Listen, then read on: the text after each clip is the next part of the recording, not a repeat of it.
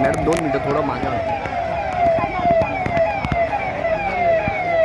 कुठे हा बा याच्यात अरे टोकली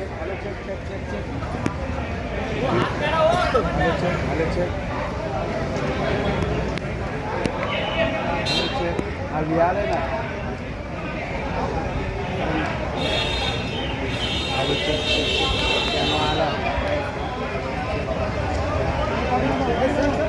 मला हे दिसते का तुम्हाला व्हिडिओ झालाय का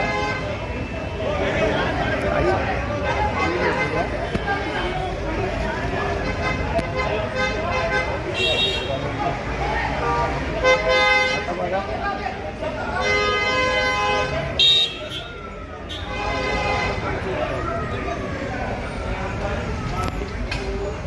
कुठे काय दिसत पण नसेल काय झालं नाही राहुल गांधी यांचे जमीनदारांचं दुःखद निधन झाल्यामुळे त्यांना परत एकदा भारतीय कायद्याप्रमाणे जामीन घेणं आवश्यक होतं आणि म्हणून राहुल गांधी यांनी आज कोर्टामध्ये येऊन नवीन जामीन घेतला. त्या देशामध्ये कायदा सर्वांना समान आहे, कोणी विशेष कायद्यापेक्षा वरती नाही. हे आज कोर्टाने नियुक्त केल्याचं पाहायला मिळत आहे. पुढची तारीख त्या ठिकाणी बोलतोय तारीख समजेल की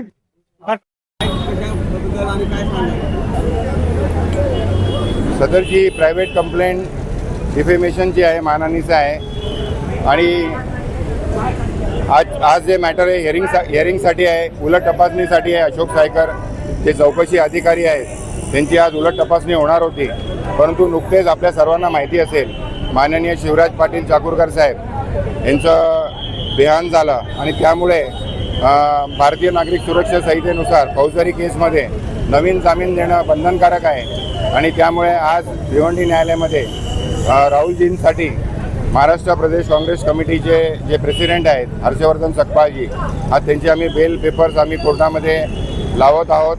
सदरची केस ही जरी 2014ची असली तरी आपलं भिवंडी न्यायालयाचे जे जज आहेत कोळसे साहेब हे जलद गतीने सदरची केस चालवित आहेत आणि प्रत्येक या क्रिमिनल केसमध्ये फिर्यादी असो किंवा आरोपी असो प्रत्येकाला आपापलं साक्षीदार तपासणं बंधनकारक आहे. सगळ्यांना संधी समान मिळाली पाहिजे आणि त्यामुळे सदरची केस ही अतिशय जलद गतीने चालत आहेत.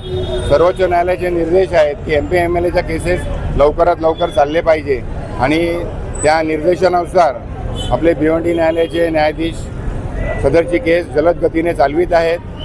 आम्हाला सदर केसमध्ये न्याय मिळेल आम्हाला अशी आशा आहे आणि आम्हाला विश्वास आहे की हा केसचं सत्य सगळ्या जगासमोर येईल आणि आम्हाला भारतीय न्यायव्यवस्थेवर पूर्ण विश्वास आहे.